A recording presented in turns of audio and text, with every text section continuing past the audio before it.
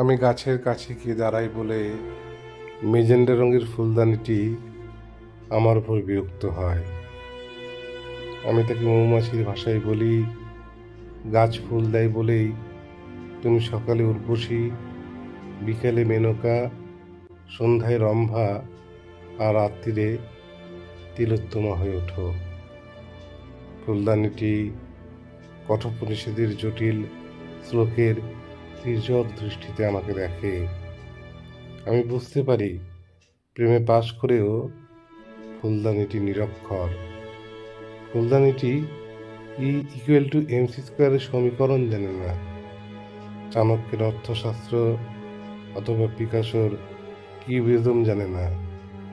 এসব না জানার জন্য আমার কোনো দুঃখ হয় না, কিন্তু দুঃখ হয় যখন দেখি বসন্ত বাতাসের কাছে সে একগুচ্ছ কাগজের ফুল খুঁজছে।